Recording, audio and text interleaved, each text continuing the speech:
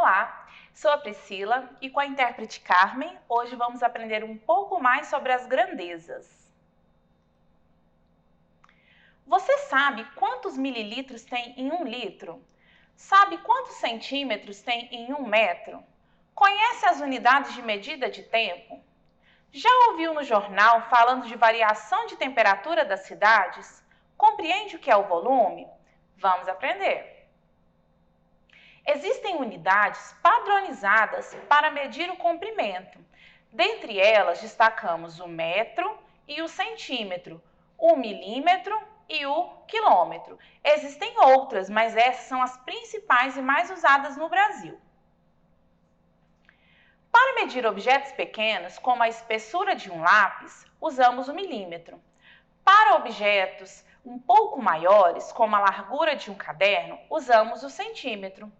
Já para medir o tamanho de um cômodo, seria mais adequado usar o metro, e a distância entre duas cidades seria medida em quilômetros. Vejamos a relação existente entre essas unidades de medida. 1 metro é igual a 100 centímetros. 1 centímetro é igual a 10 milímetros. E 1 quilômetro é igual a 1000 metros. Exemplo, vamos resolver o seguinte problema.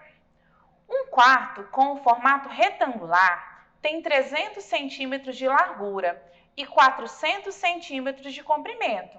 Responda. A. Qual o perímetro desse quarto em centímetros? B. E em metros? C.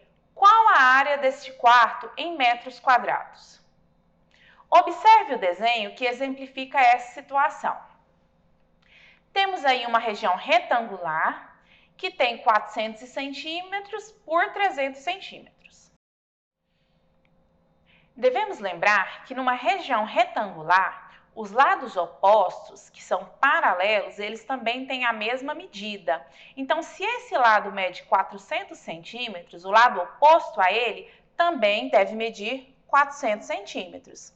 Se esse lado mede 300 centímetros, o lado oposto a ele também mede 300 centímetros. Isso sempre acontece em regiões retangulares.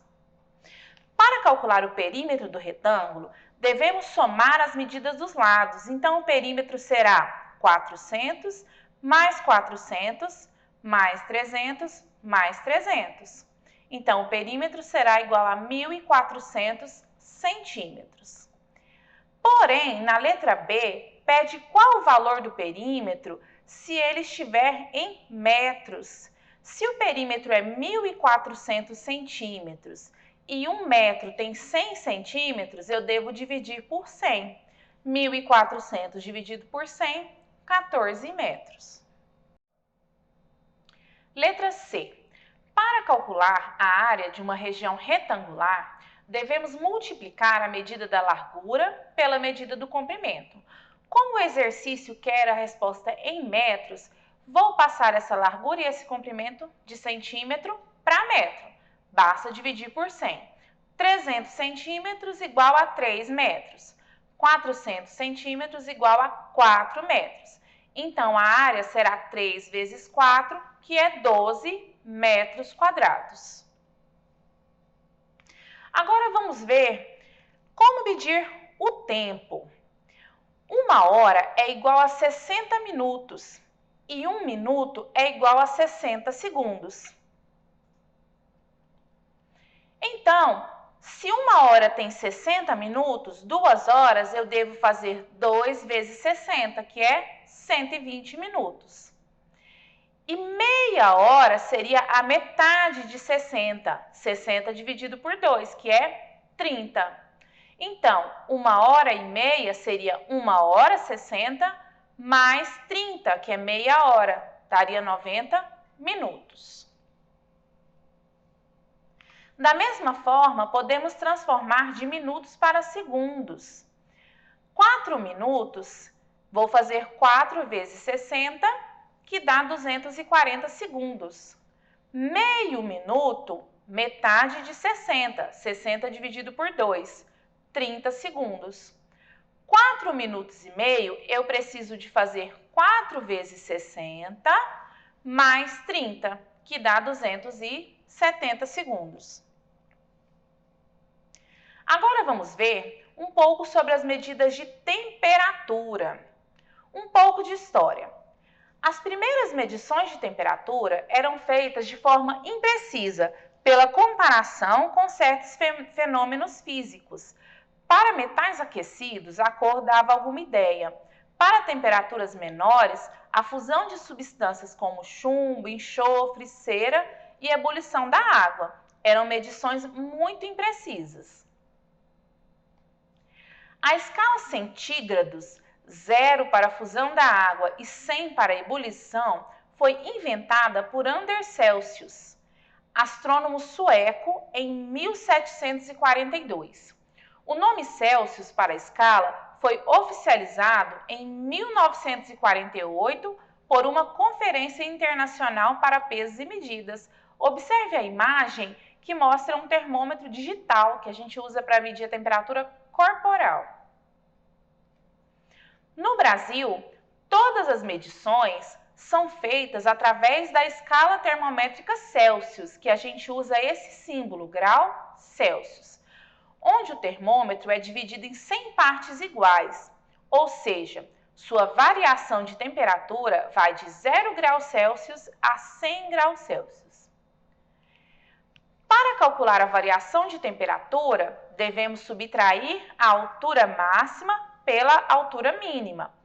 No dia 23 de março de 2022, Goiânia teve temperatura máxima de 33 graus e mínima de 20 graus.